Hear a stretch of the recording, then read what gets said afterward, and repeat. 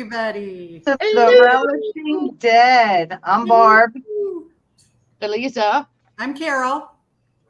I'm Terry.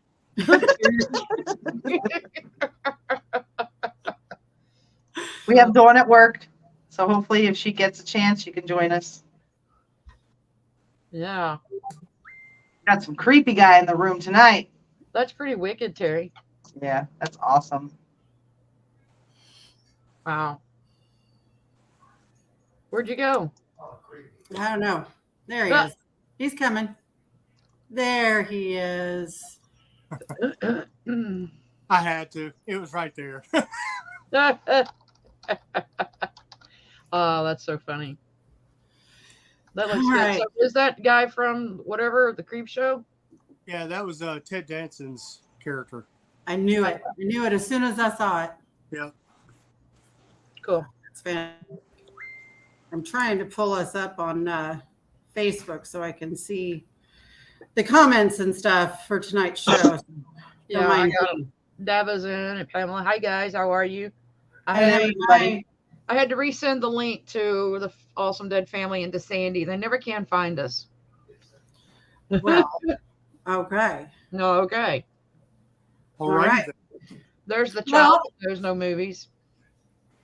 Welcome, everybody.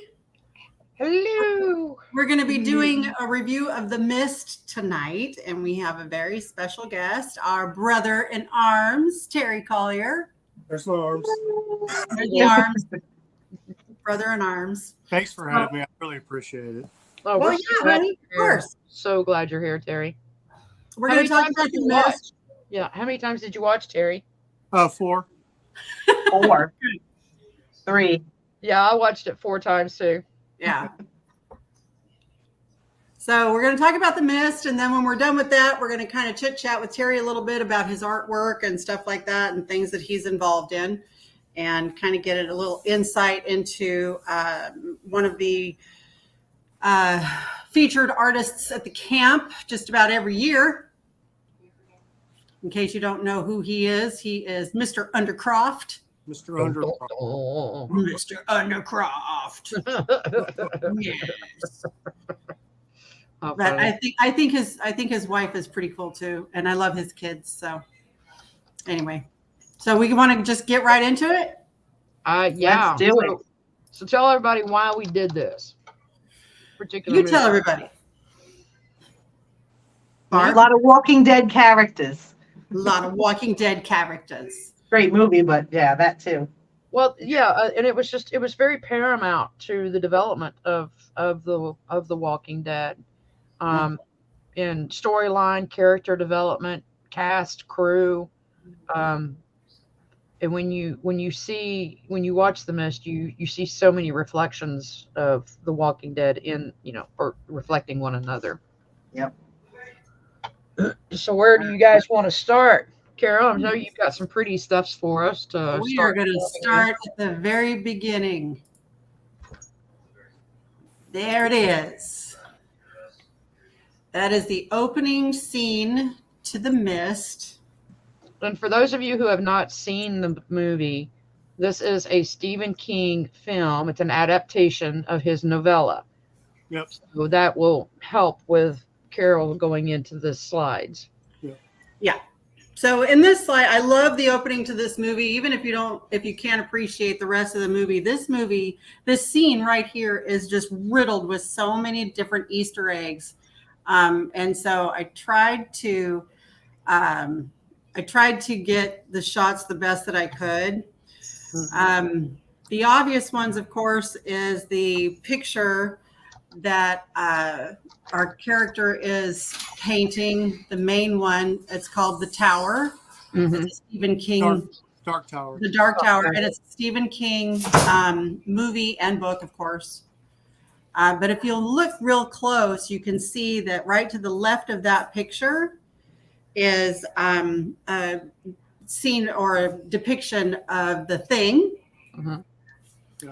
And there's a few other ones on the right slide. You can see a red balloon, and that is depictant of It, a movie that Destiny thinks she might have seen. I Found it. love it. That she might have seen. You might have seen. She's not sure. But if you look even closer, there's a couple of other ones. On the far left picture, on the far left is actually an image of Pan's Labyrinth, which is a movie that Del Toro did, that Stephen King actually watched with him and told him that it creeped him out to no end. So it was one of Stephen King's favorites. And then also in those slides, you can see an image of The Green Mile and Shawshank Redemption as well. And both of those films were directed by Darabont. Frank Darabont, who is the director of this film and also The Walking Dead. Yes. An interesting thing I found out about this is actually not the original opening scene. Right. Yeah, the original opening scene actually showed what happened on the disaster. And, Frank went back and he said, oh, it lends so much more to have it start very serene, the storm rolling in, and leave that idea of what happened. You had that on your DVD information? Like, I didn't know that. Yeah. I do. Oh, wow. Yeah. Okay. And, so it kind of lends that, you don't know the whole movie really what prompted this until towards the end. Huh. Yeah. Okay. Right. I mean, the Thing poster there, it kind of pays homage to a couple different things. The fact that this alien invasion kind of thing, coming out of the dark, coming out of the snow, it's kind of like a foreshadow kind of thing. But it's also paying homage to John Carpenter, because John Carpenter was also directed Christine. Right. So it's kind of paying homage to him. So It was great. It's awesome. Good insight, Terry. Okay, so we were talking earlier with the Patreons, and we were talking about some of the people that are in this movie. And I picked this slide here because this shows our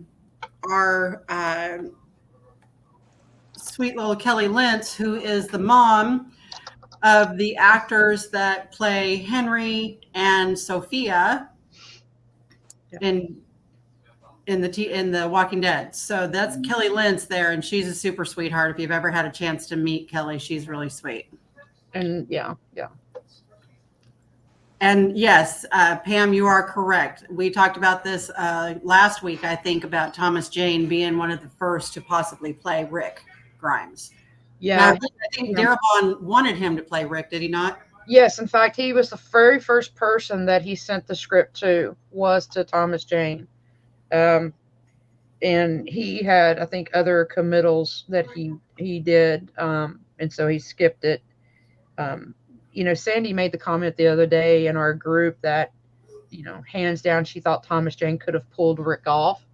And I think he might have done a fairly decent job, but I don't know. There's something about Andrew Lincoln who's able to reach really deep on a very, I know, but something about Andrew Lincoln. Oh, Lordy. I mean, it's also too, once we get comfortable with the character. I mean, if we never knew about Andrew Lincoln and he played the part, I think we would have fell in love with him too. Yeah, Right. I think he would have done a really good job. He he does. would have done a does good have a job. good The range. depth of it, I don't know, would have been the same. I don't know either. That's my thought too, because Andrew's able to really go with some extreme emotional swings. I mean, Right. he does, but he always has that stern Punisher look. Yeah. To me, he resembles a lot of the actor that played Highlander. He has that look about him. Adrian Paul. No. The one from the original Christopher movie. Lambert. Christopher Oh, Lambert. yes. He has Yeah. that look. Mm-hmm. Yeah, if he grew his hair out, he could be a young Christopher Lambert for sure. Yeah. Okay, so here we have the storm has happened. The tree has broken through the window. The boathouse has been crushed. And here they are looking out across the lake and they see the mist. That's a beautiful, beautiful view. Oh, It's a It beautiful. looks like a scene. painting. It's a beautiful scene, and it's all CG. thanks for ruining that for me, Elise. I appreciate that. I mean, the CG. Well, the effects department in this film were phenomenal. Yeah. you do not get that feel of the CG deer like what we had, Right. So there's so much to find out that this was filmed primarily. They did some location shots, but most of it was soundstage. Right. Yeah.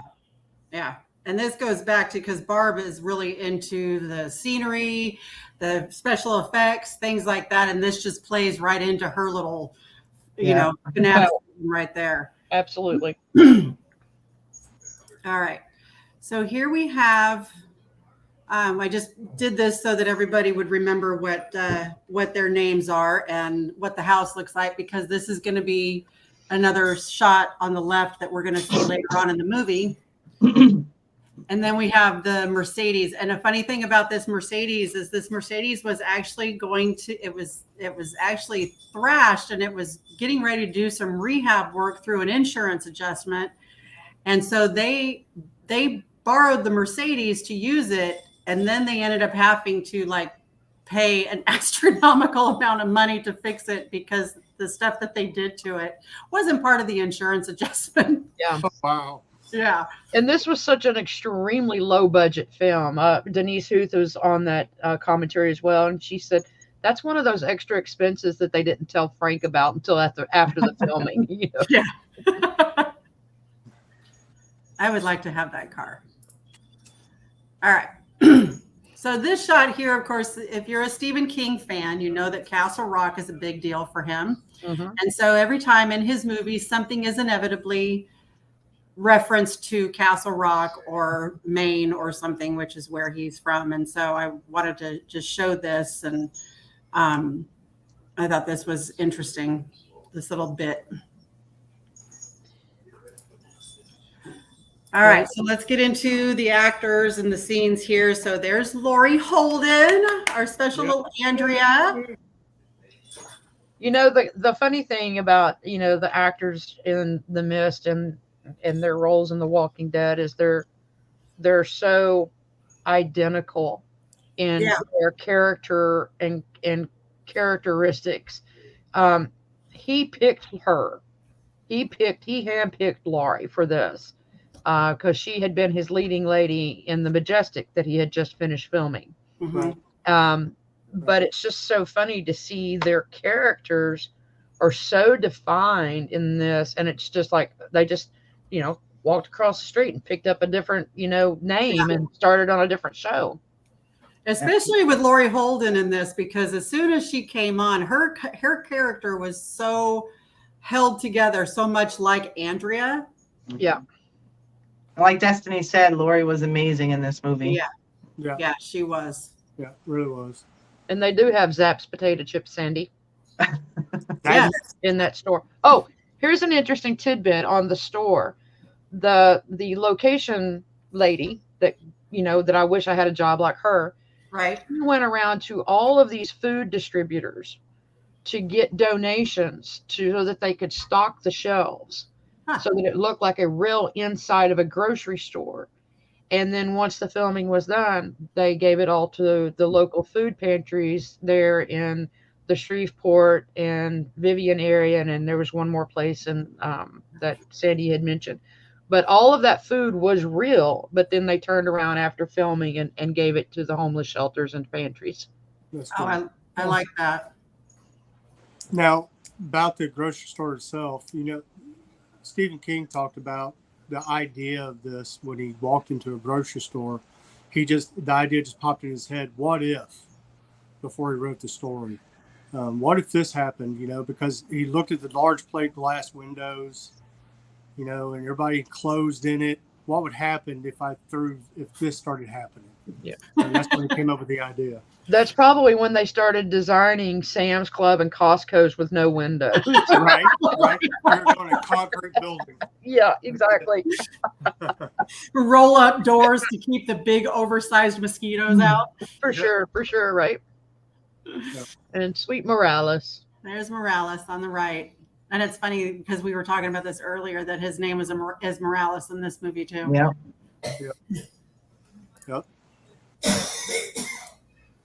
All right. So, of course, on the left, we have Andrea or Lori Holden again. I keep wanting to say Andrea because she's just like her in this movie. But on the right is our first little glimpse of our Melissa McBride. Yep, And you see her in the black sweater and the gold shirt. that's right. And I can't wait to share what I learned about her in this. All right. No, go. Yeah, I'm good. And then we have Jeffrey man. DeMunn. And that's our introduction to him. Never Hey, seen him Anissa, run so get it on fast. the right page. Yeah, I'm sorry about that, Anissa. And then the one on the right, again, the fog coming in over the parking lot. Yep.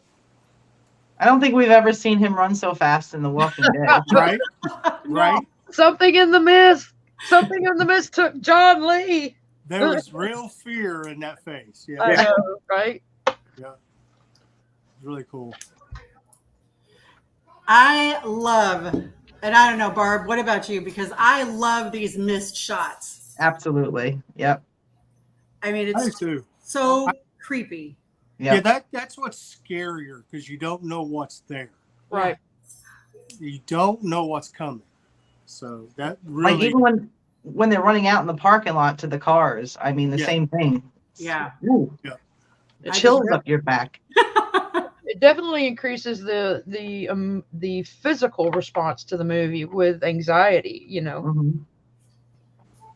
And Zenabe's right. Melissa McBride's character never really had a name in this movie. She was known as the woman with the child. Right. Bernadette. Bernadette. Sure. I like it. I Bernadette. like it. That's a good Yeah. Bernadette. We'll call her Bernadette. Next time we meet her, Barb, you're going to tell her that. And of course, I have no doubt that picture on the right is the reason that they have said, that Greg Nicotero has said, anytime you want somebody to cry, just put the camera on Melissa. right. So here's the insight on her character.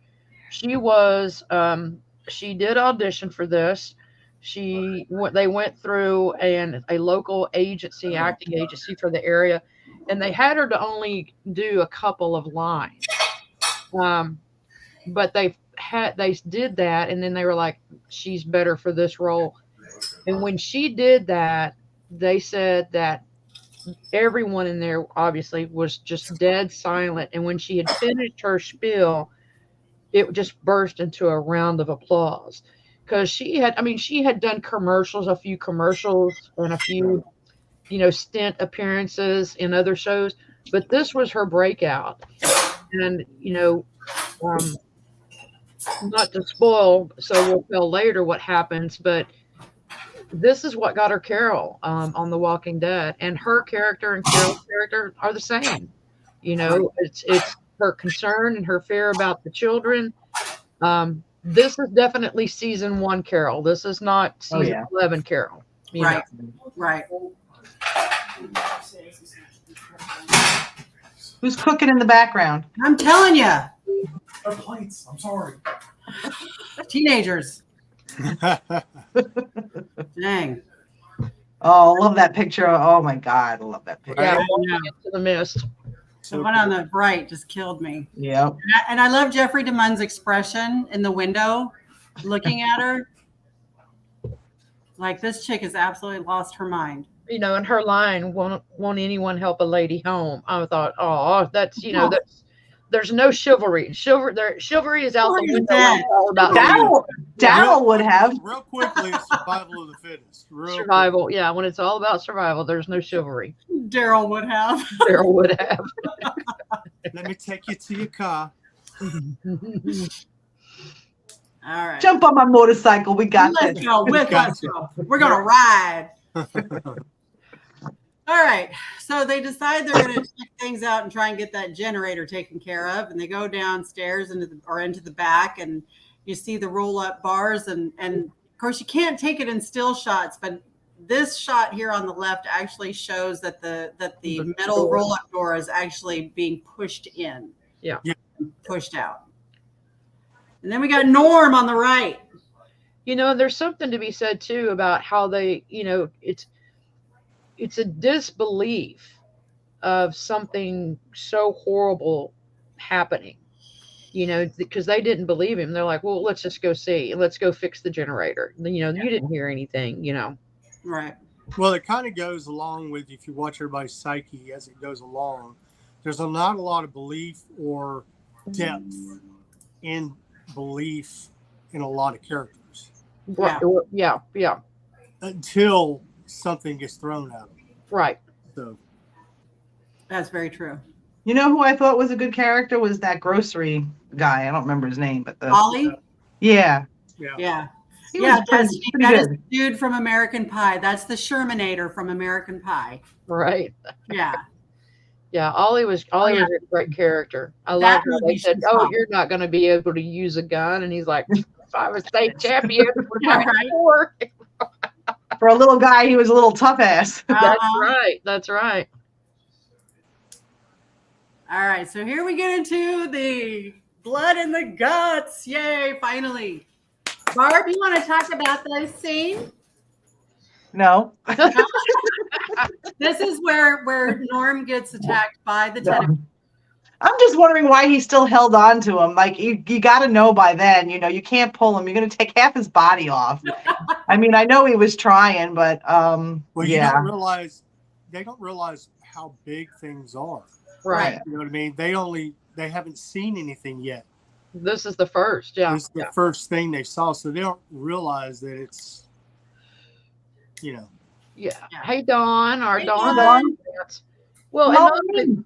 in that, but I was so furious at Adler's character, Jim, and the other guy. He's like, "We're going to knock your teeth in if you keep talking like that." And then what do you see in this shot? Their ass is climbing up on the bags of dog food. They're frozen in fear. but that kind of usually that's bully trope. You know what I mean? Yeah. It's that we talk a big game, but when the shit hits the fan, Yeah. Yeah. Oh, they learned real quick. yeah. But yeah, he needed to let go. Too much blood. You got to go. I mean, when a big Cocky ass kid anyway. when the tentacle's coming at you, man, And it it's has every man teeth. for himself. A tentacle with teeth, That doesn't like dog food. Yeah. right? Didn't he eat the bag? Yeah. Yeah, just push Yeah. the dog food out and eat the bag. Hey, Wesley. Wesley, Yes. So here's Norm again. that He gets- shot on the right is fantastic. Isn't that great? Oh yeah. Bye bye. Bye bye. Yeah. Bye bye. Bye. All right. Does it sound like I found it more comical than anything? Yeah. You're Yeah. trying to laugh through your tears, Barb. Laugh Right. through your tears. Oh, Exit Norm. stage left even. Right. Stage center. Stage center. Suffering succotash. Ah. Oh, Oh my gosh. okay. So now they're trying to explain to the neighbor about what they've seen, and he is not having it. Not having it. No. It was I couldn't believe it. it was interesting that this character brought in the racial undertones. Yeah. So that tells you, what he had to have grown up in, and it still, still holds on to him. He's like, he's trying to get all of his people out of the store and to leave, and it's like there was just like, wow, there's some deep-seated racial issues with you, dude. But Mhm. it's also the fact that he had something deeper with the lawsuits that were going against, that he sued David. Yeah. Right. So he had some angst against his neighbor in the first place. Right. So any trust there was not really much. Mm-mm, mm-mm. Right. So Oh, Marcia. Oh, Marsha. She's another great actress. Marsha. Another great actress. Yeah. And I think that if you look in the right-hand picture behind Jeffrey DeMunn is, what's her face? Tiffany? Yeah. Tiffany Morgan. Yeah. So here we have the tentacle. Killed the beast.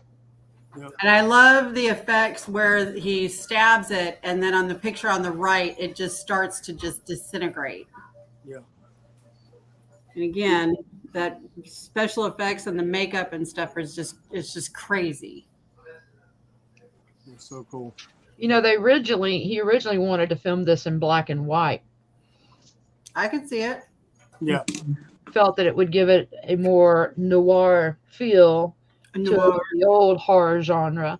So this is a question for Carol and Eliza, maybe even Terry. Who was the creator of this tentacle? Testicle? Testicles? Oh, Tentacles. And I didn't but say was it. nuts. I never said it. I corrected myself. Was it Greg's crew, SFX? I'm not sure. Okay. Sure. I was just curious. Not sure on that one. I knew that he brought in. Yeah, it was Greg Nicotero. Yeah, he brought Okay, in awesome. some of the creatures and some of the bodies. Yeah, I figured it was him. Yeah. Yeah, it looks like Nicotero's stuff. Yeah.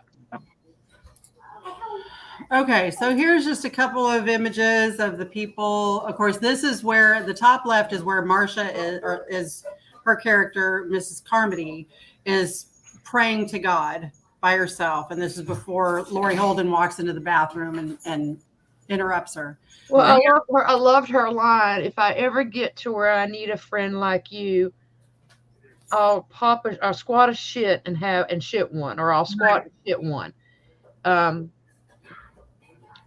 There's a lot to her character, Oh yeah, other than just her being batshit crazy. You know, it's evil. yeah, she goes, spouting, the book of Revelations. And, I am a Christian myself, and I don't think I would ever talk to people the way that she actually talks to people. No.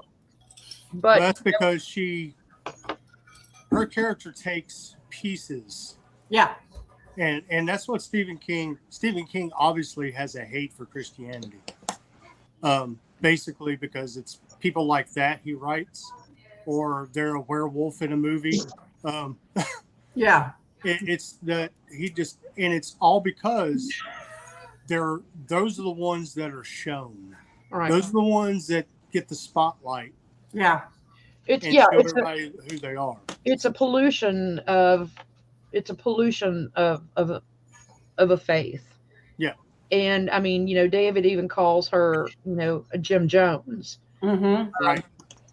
The irony of it is, even Darabont says at the end, in a way, she was right. Yeah. She was I right. was going to get into that later. Yeah. Yeah. Did you all see Wesley's comment about, was there a TV show on this? Yeah, I don't think I watched the TV show. Huh. It lasted Yeah. one season. Yeah. And They were gonna have a second season that was gonna dive into beforehand about what happened. the project. Yeah, but that really, if you think about it, the whole not knowing makes it better. Truthfully. Right. Okay. Hey Terry, Wes said, "Damn Terry, that beard is glorious today." Stop it. Stop it. All right, so again, some more missed shots. So picture on the right is when they send the guy out to get the shotgun out of the guy's car. They tie a rope around him. And then the next one, the one on the left, is, he returns half the man he used to be. That was right there. I was thinking the same thing. I know. And I loved his line, going to the religious aspect. I believe in God too. I just don't think he's the mean son of a bitch you make him out to be. Yeah. And Right. that's the truth. Right.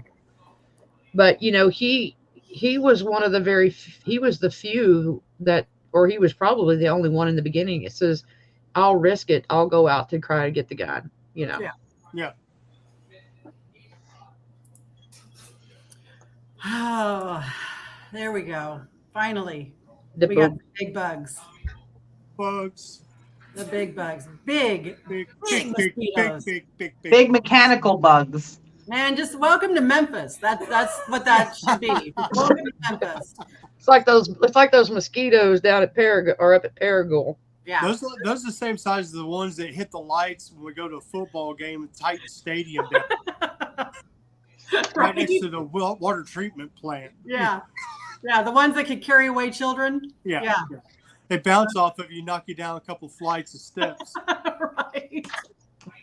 So the whole time I'm watching this scene, I'm like, they're attracted to the lights, you idiots. I said the same Yelling at thing. the TV. Turn the Turn freaking the things lights off.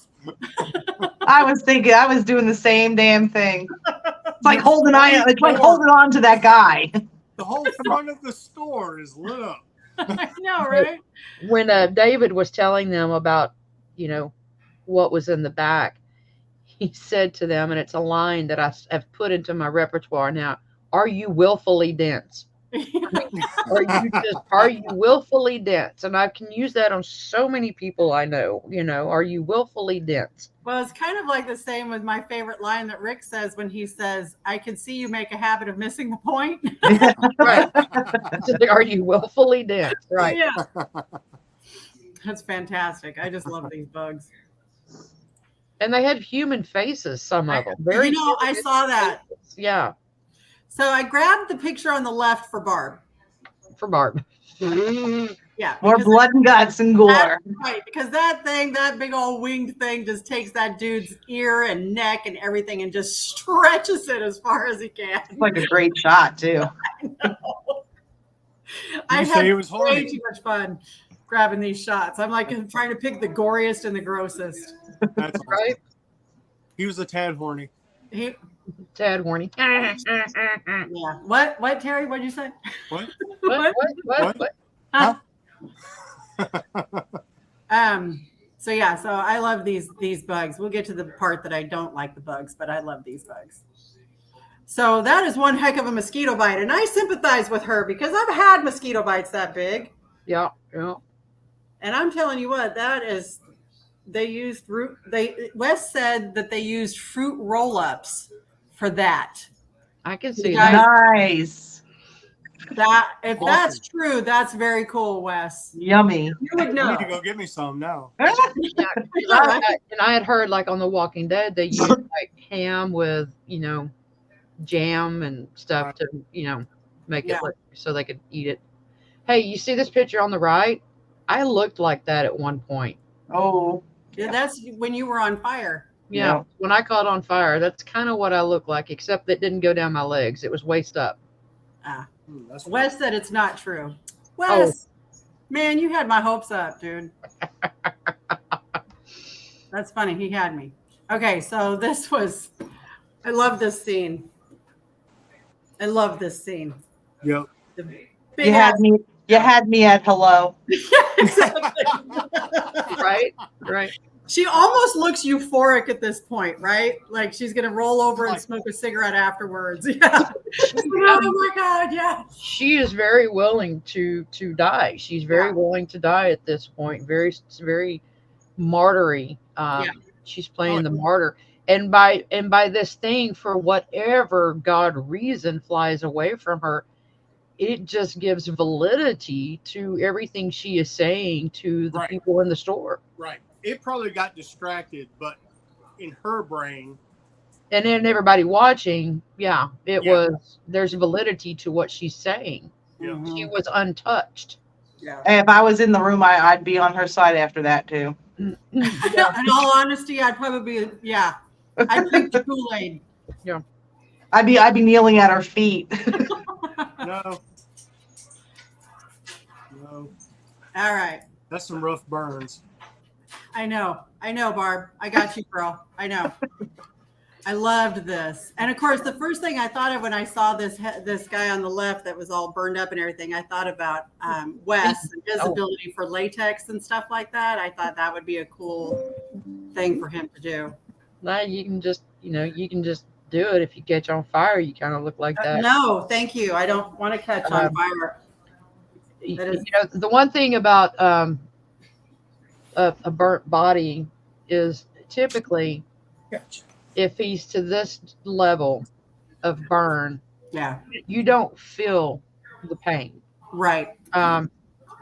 As I didn't feel it, but you smell the smell of burning flesh had to have been just overwhelming. Oh, hi, Jada. Hey, baby girl, Jada. My More, fault. would you say more shock, Eliza, too? Yeah, and I think Body. that's what causes, plus the nerves are all burnt and singed and things like that. So I think the body is in full total shock. Sure. But even, it's the smell. It's the smell of burning flesh. I mean, if you've ever singed your hair, you know what that is. Just magnitude that by 10,000. Mm. And then we have Lori placing the candle down to the woman who took the pills. Addie, yeah. Yeah. And then we have the lower torso of, Right. Biker dude. and the next, and in that scene, you see something pull him away. Right. Yeah. I'm going to finish it. Goes Nice back. little snacky snack. Snaggity snack. Little snacky snack. All right. So here they're devising the plan to try and get the meds from the pharmacy. And of course, then the other slide is Tiffany again, but a better shot of her. Right, right. And so is this when they're devising the plan? Nah. And also here where they're also talking about leaving, correct? They're talking about leaving, but they're also talking about them getting the medicine, the painkillers and the antibiotics. Yeah, And this is where they devised the pharmacy is going to be The trial run. the trial Yeah. run. Right. And this And is for the people who just joined, it's Erin. She played in Alexandria. She was like with Carol, and Uh-huh. she was actually she's the one that Carol had to stab afterwards, right? When she Right. got attacked Yeah. by the wolves. Yeah. So this scene on the left was such the You need to allow. the script writing for this Did you let her was so inclusive. I mean, and this definitely out? is reflective in The Walking Dead because, they're talking about the de-evolution of society. And you have to think about how, if you watch Fear the Walking Dead, it kind of begins you on the genesis of the zombie outbreak Mhm. and how long it took for things to kind of go to shit. And, Laurie Holden's character is like, well, I don't believe that people are this bad. And because he's like, if we stick around here, she's going to have more people on her side and be looking to do sacrificial, blood sacrifices. And even Ollie says, I generally believe you put two people in a room and they're going to try to figure out how to kill each other. And that's why we created religion and politics. And it's true when things of this proportion, man-made, natural disaster, God-made, when we lose those structures of civilization, people lose rationale. Yep. And that's what you see with Carmody is she takes something, very biblical and says, this is the end of days. Right. See, I don't agree with what she said. What's her name? Laurie Holden's character. I don't believe people are inherently good. I think people are born bad. It takes a lot more work to be a good person. Absolutely. So Absolutely. We come out kicking and screaming and fighting, from the very beginning. we go to I our came out with a Fine, cigarette in so- one hand and a glass of champagne in the other, screaming, "Who's in charge?" So, I don't here comes Carol's favorite part. oh No, God. the spiders. So you guys just have to understand that I really had to just buckle down because I was yelling and screaming so much at the TV and just holding my phone and praying I'd get some good shots because there were times that I wasn't even looking. Mhm. All I'm saying. And as soon as I saw the webbing, I'm like, that's it. I'm out of here. I'm not going to be able to do this. That's a big spider. Yeah. I love when they come out of him. That's enough out of you, Barb. There's a slide for that. See? Okay, good. Told ya. There's a slide. And I'm just going to look So away. cool. You guys just talk amongst yourselves. That is so cool. Oh, gosh. This was That top right one is the best. Yeah, and this is their first clue that the Mm. government is responsible for what happens. Yeah. Yeah. is from the MP officer here. It's the first indication, you know, because the one dude that I always thought looked like a different version of Stacy Crowder, he Yeah. thought it was maybe from the paper mill explosion, you know. So this is our one very strict rule or strict clue that this is something that the government is responsible for. Yeah. Right. And this is also what I think foreshadowed that poster we talked about from The Thing a little bit. Yeah. Because that was something that was scientists uncovered something, and this was something that the government had something to do with. Isn't that funny that they've just done that again? Yeah. How do you like them? How do you like the images, Barb? Beautiful. You can switch Beautiful work. It's Beautiful beautiful. work. You can switch it now. I can switch it now. Yeah, you can switch it now. Thank you. Now this right here, Go, Go, Grandma. Grandma. she was my hero. Because Go, Grandma. I've done that to spiders. And I thought that was awesome. And look at the look of determination on her face. She's like, listen here, you motherfucker. I know the first time I saw it, I went, "Go, Grandma." Yeah. Yeah. Now on the magazine rack that was in the pharmacy, that was all Stephen King novels Right. on the thing. So That was pretty cool. And here they have now they've completely drank the Kool-Aid. yep. And very similar again to The Walking Dead. Humans are the ultimate threat. You know, they are the real threat. I mean, Yeah. the bugs, the walkers, those are secondary to the human threat. Yeah. And, you know, the expiation that she's wanting to do,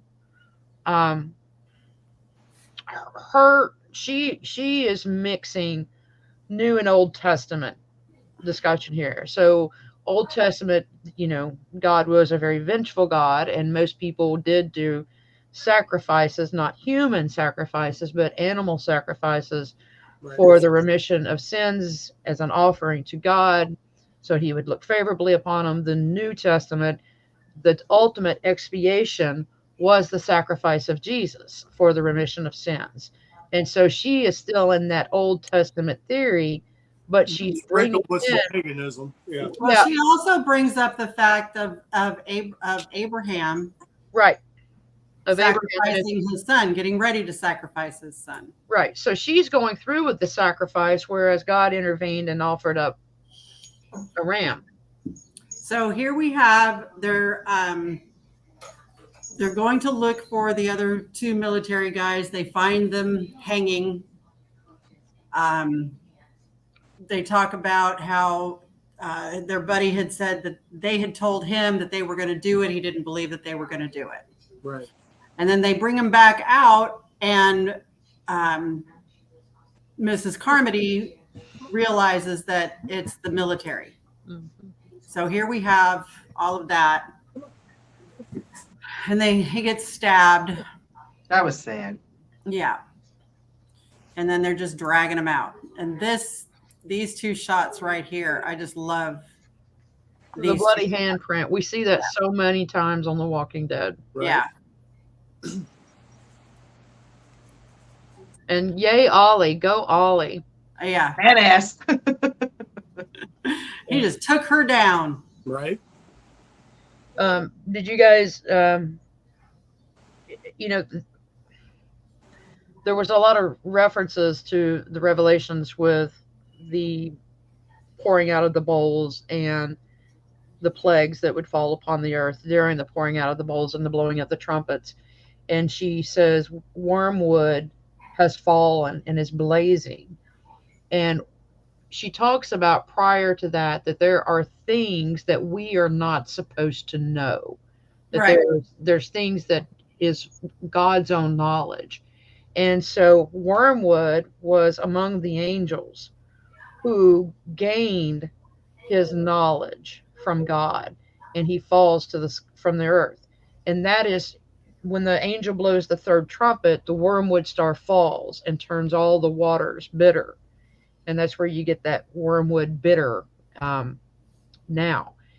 But it's supposed to be in Revelations that the star falls and blazes and turns all the waters to where you can't drink them and kills, half of the animal population at the end of days. So I loved these shots. And again, I did these for Barb because the mist shots, the top left, you get the idea that there's this huge, huge thing in the mist. We don't know what it is, but it is freaking huge. And then, of course, we have the spider and the truck. And I love the imagery of the bottom right-hand photo with the fog lights and everything coming through the mist, almost as if it was a beacon of light or a beacon of hope. Mm-hmm. And also, as to kind of tell those of people in the store, we made it. Mm-hmm. We made it to the car. Right. So then here we are, full circle to the Drayton's mailbox. That's their first stop after they make it out. Yep. And we see Steffi Drayton all wrapped up in a nice little cocoon. Yeah. And then you see David just falling apart, realizing that his wife is not safe. I think he probably knew she didn't survive. The one thing that I did read was that both Stephanie and Lori served no real purpose in their storyline other than to push the leading man or their husbands into the direction that their character was supposed to develop. Right. Well, he had to have known anyway because he had literally they had gone to town to get the stuff he needed to fix the hole in the hole. Ah. Yeah. So that Stuff had got happened. in. Yeah. So Yeah.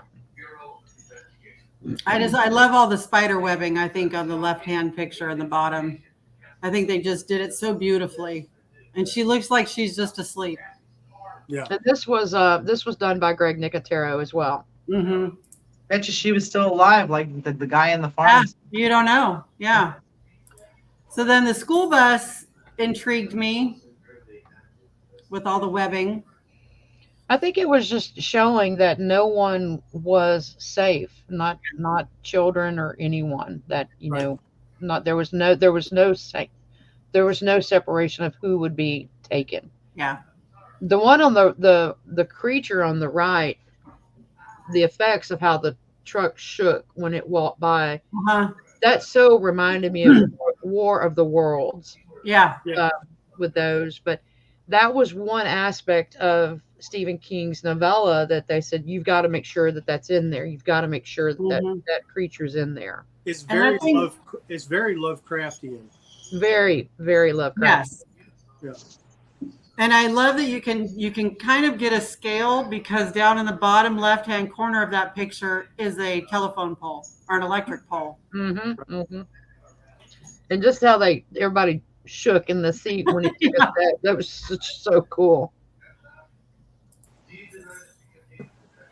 And then here we have Hope has died. And there it is. There's the decision making. Yep.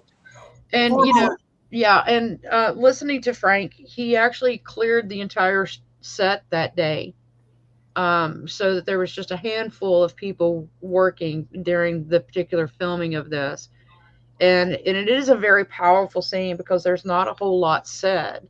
Right. And for Laurie Holden's character, it's so deja vu. Here, she has to understand that she's about to be murdered to not be eaten by the monsters. Yep. In The Walking Dead, she commits suicide not to become the monster. Yeah. So, gosh, her poor characters are just kind of screwed from the box. Yeah. And did anybody get the correlation that there were 4 bullets and weren't there only 4 bullets when Shane handed Rick the bullets? Yes. Yeah. Right? Yep. I thought that was an interesting little parallel. So yeah, yeah. Yeah. Yeah. I You have know, to say, for the first time when I seen it, I had a really bad feeling of the outcome, and I Yeah. kind of knew what was going to happen. Yeah. so the original thought was to follow Stephen King's ending, which was they just drive off into the mist. And it had some kind of contact on a radio or something. Right. And then, Yeah. say we'll go as far as we can go and we'll siphon gas.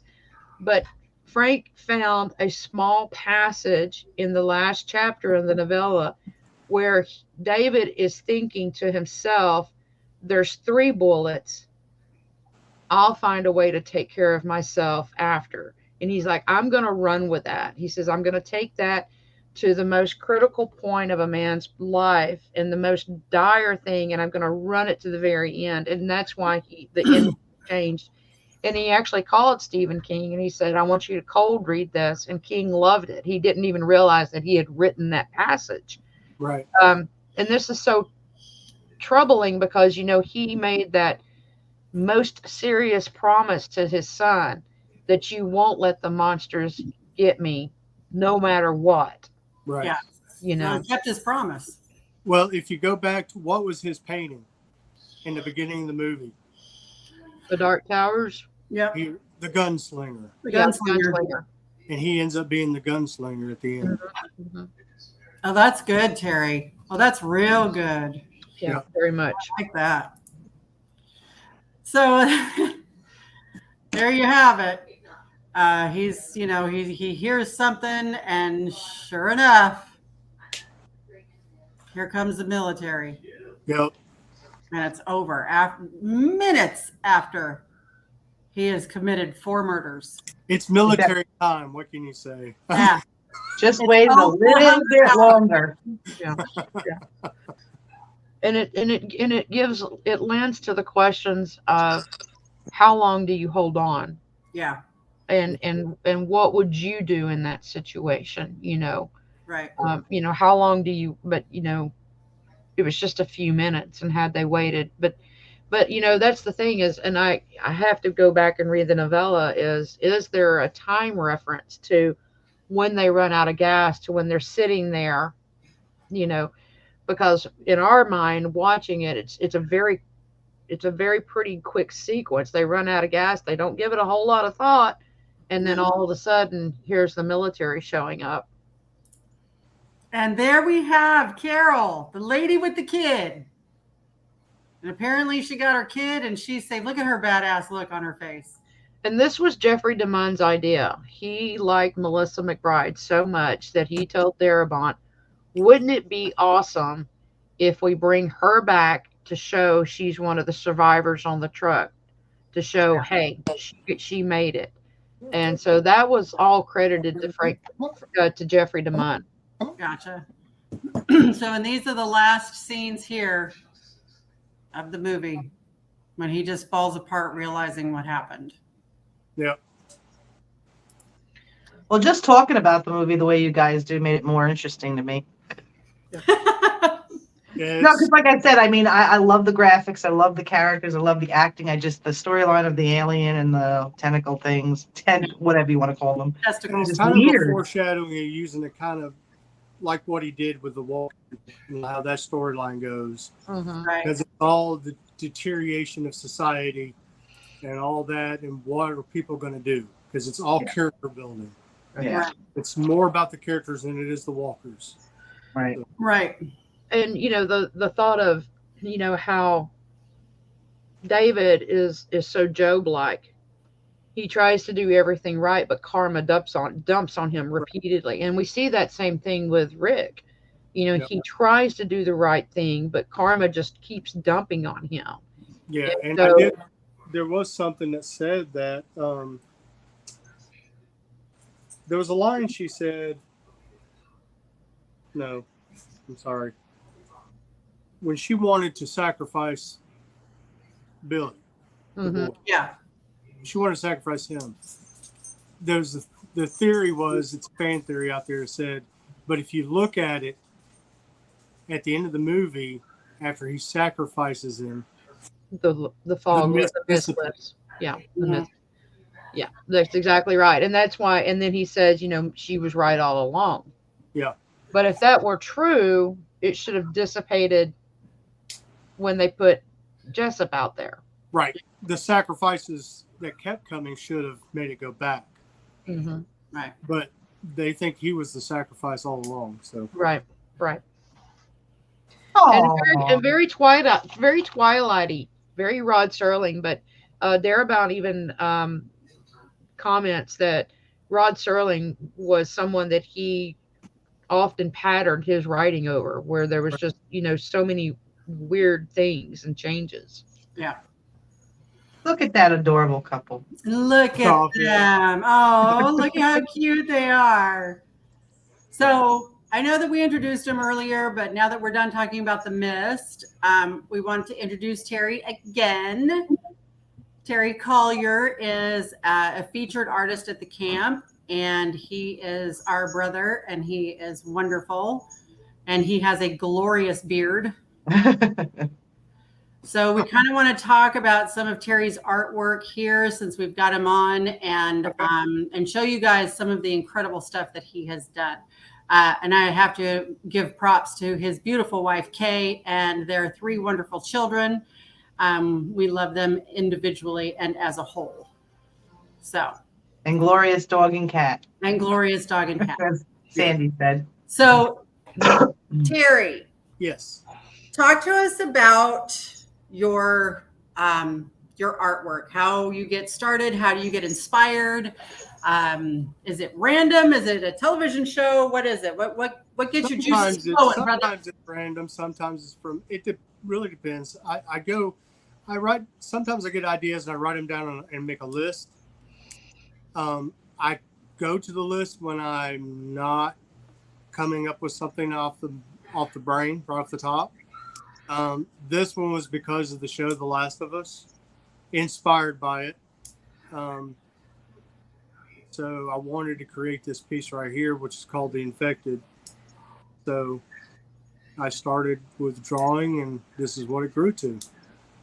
If you guys don't follow Terry, I highly recommend that you do. When Terry is working on a piece, he will post pictures, and he'll post the process of what he's done periodically on a particular piece. And it's really interesting. I'm going to show you some slides of some of the stuff and the befores or the beginning of the project and the finished pieces. Because this is a multimedia. Most of your pieces are multimedia pieces. Yeah, most of the ones, especially in the horror genre, is the multimedia.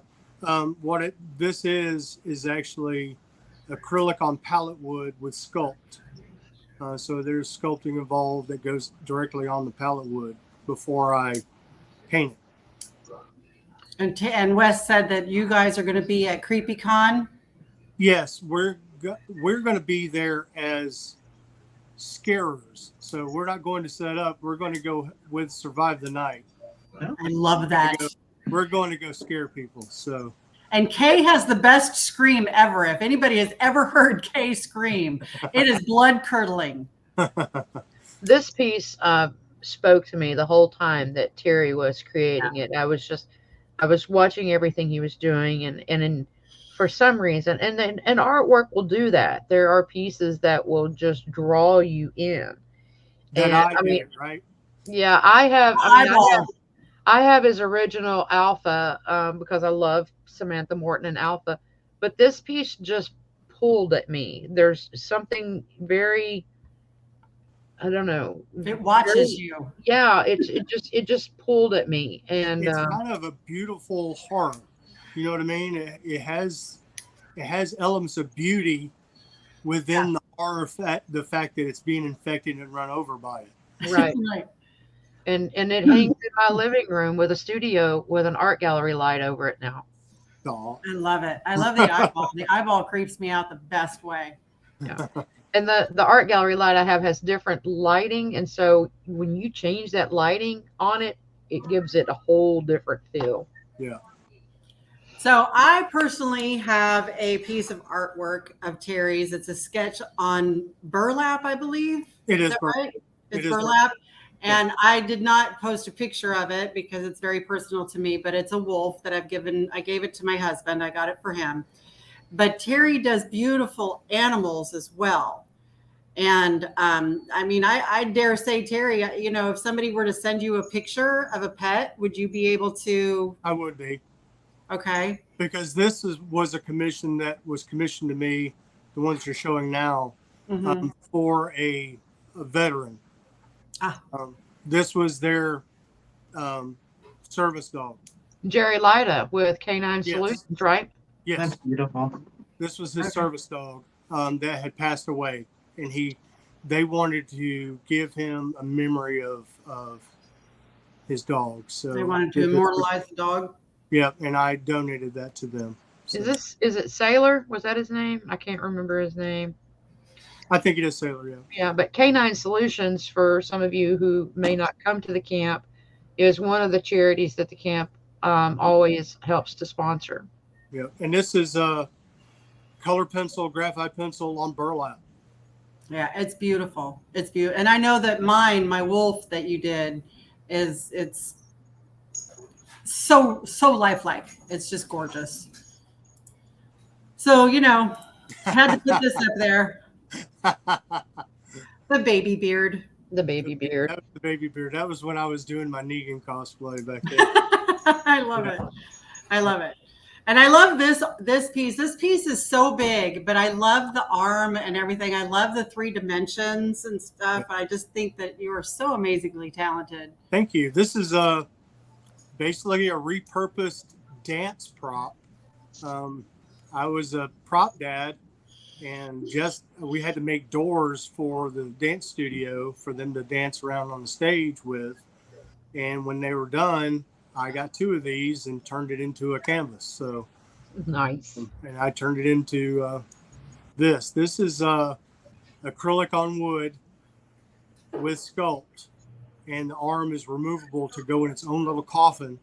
That's awesome. The arm has its own coffin, and a lid goes over the top of this to protect it. Fantastic. It looks like a coffin itself. And when I revealed this at the first convention I revealed this at, I went and got other vendors to come help me, and we walked it up on stage to do a reveal like we were pallbearers. Oh my God, I love it. So That's fantastic. this is based on a Creepy magazine cover. Okay. That scared me when I was a kid. So I recreated it as a 6-foot piece, Nice. Your nightmares come to life. right? So, Oh, yeah. Wes just pointed out the shadow is creepy too. right? You see the arm coming out of the shadow. Yeah. That's pretty wild. That's awesome.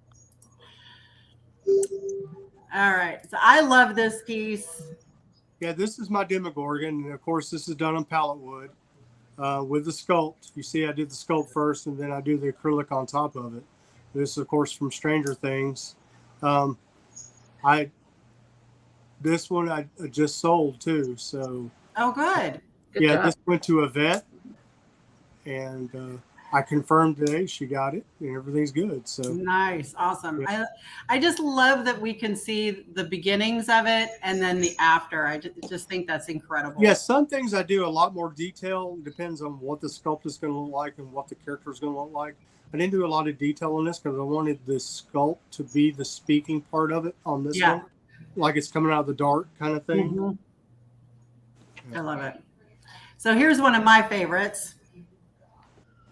I love Mine him. too. I just wanted to have a new home. So tell us what kind of extra features are on this one, Terry. I know, but our listeners won't. Okay, this is actually done on canvas, encased in pallet wood, with sculpt with the little tentacles going around it. And it has the first ever that I've ever done. It has LED sound reactive lights in the sky behind him, and has LED sound reactive lights around the frame on the backside. I love And that. it comes with a Bluetooth speaker, so you can play music through the speaker, and it makes the lights light up. I love that. This canvas, I had to figure out a way to make it see-through, and I didn't know how to do it. So this was an experimental piece that ended up working out the way I wanted it to. So I made it see-through by removing some of the primer off the canvas itself, and then I also engraved the lightning bolts down to the fibers of the canvas Wow. to make Oh, them wow. fit. So So if What you gave you the inspiration of the collaboration of the music to the painting? I wanted this because it spoke to me when I saw the scene in Stranger Things. It spoke to me that it had to have sound. Okay. And the fact of lightning and all that, I've always wanted to try. And you guys, some of you guys had mentioned trying to put some lights in some of my stuff. And I thought about this and I was like, this is going to be the one. So I'm going to try. anybody in the audience that has someone who's crazy about Stranger Things, this would be a wonderful Christmas present for them. So I'm really proud of that one. So So Thanks I for wanted to show everybody that you also sell some of your images on Teespring. yes. And of course, these are some of my favorites, and I'm still waiting for you to do the pinup in a brunette. You know, Are you going to pose for him? nope. But I think he could do it. Well, Uh, what was funny about the pinup, that was actually done on the original was done on 1945 welding masks. So I made one welding mask look like a bomber Oh, and Nice. it had the pinup on the side. And nice. the other one was the American flag that was a pair. So they went on a pallet wood piece with the eagle that I did in the middle. Gotcha. So That's amazing. and that's Ben my says, pinhead. Ben says Cher is going to pose. I don't know where she is, Ben. We left her at a hotel somewhere a couple years ago. That's all I'm Right. saying. That little hussy. And so I just grabbed a couple of images that are some of my favorites as well. Of course, you know, I say these are my favorites, and then next thing I see Terry do, it's my favorite, and then the next thing he does, it's my favorite. And Yeah, so, these are my digital works. I about 3 years now. I've been working on some digital pieces, working at the craft of doing that as well. Started with doing a logo for Big Oak Ranch. That was my first ever digital piece because I needed to do it digitally. They asked me to do one, so I did. And once I got started, I kind of liked it, even though I didn't think I would, because I was old school, wanted to draw a pencil in my hand, wanted paintbrush, that kind of stuff. But I fell in love with it, especially on downtime when I can't get into the studio. I can still work on stuff. So, right. and these are my mixture between digital drawing, my beta, and my digital paintings with my Mercer, my Carol, my Father Gabriel, Daryl and Carol, and the windmill from Alexandria. And all of these all these prints were actually donated to the auction as well. So I know there's some followers out there that actually have these pieces now as prints. And some of these were commissions that got permission to resell and reprint. And all of these are available through your store still, right? If people, Yes. and Terry will have them at the camp. Yes. They'll be at the camp. Yep. So that's it. There's one. That's my favorite. There you go. I love that one. Artist of the Dead. That's fantastic. And then I have The Good, the Bad, and the Dead on tonight. That's it. Well, I was paying homage to the show that we were doing because I've got the thing shirt on. Nice. So are you working on anything right now, Terry, or? Well, what's funny is the fact that what we were talking about tonight was my next piece. It's Clint Eastwood. It's going to be on burlap. Oh, Oh, wow. okay. You know, that Gunslinger was based on his that he was painting. Right. And that's what I'm doing. I've got canvases ready to go, but I've also got one that's already been claimed. That's going to be my next 3D piece. It's already been claimed by Carol. So, and that's going to be darkness. So excited. It's going to be Darkness from darkness. Legend. Yes. Darkness. Oh. Oh, From yes. Legend. Yeah, it's going to be a 3D piece. So, Oh, wow. If you guys know me, I'm a huge Tim Curry fan, all the followers that are out there. And Who? my next 3D piece. But That's next what one- Destiny said. Who? yeah, Destiny right? she doesn't know anything about the movie Legend. It's okay. Move along. Move Yeah. along. That'll be on her list of movies she has to watch. Well, if you're at a are you so you're going to the one with Wes and them, and you're going to be skiers. Do you have any conventions coming up, or are you kind We of don't just have any building your conventions. repertoire for May? We don't have any conventions. We have the last thing I'm doing is going to be Art on the Rocks at the Falls here in Gadsden, which would be the last show I do of the year. Okay. So I just didn't do a lot this year. We have a lot of out of town stuff we had to do. So we're going to Pennsylvania to see my daughter. So There you go. Yes. Well, we will be sure to put up links to your artwork store and also your Teespring store on both of our public page for the Okay. podcast and then our group page as well. I appreciate it. I really appreciate it. Thank you for having me. Thank you for your insights. Love you guys. We love you, brother. And Jada's falling asleep. So, Oh, thank you. for All being- right. but also, if you wouldn't mind just letting everybody know about Survive the Night, going to be at CreepyCon. Absolutely. Absolutely. Thank you. Thank you. All right. Barb, you want to thank our Patreons? Okay, we got Destiny, we got Terry and Kay, we've got Sandy, we've got Lauren Perkins, Ben and Melissa Gilbert, Pamela Blythe, Marianne Craig, and Dustin Baker. And of course, our very special thanks to our Camp Mommy and Poppy with that adorable picture there, Casey and Oscar. Who are gloriously enjoying a cruise. Yes, They are. jealous. A Disney cruise at that. I know. All right. We love you all. You Thank guys, you. so we love Terry. you. We'll see you Thank you, next guys. week.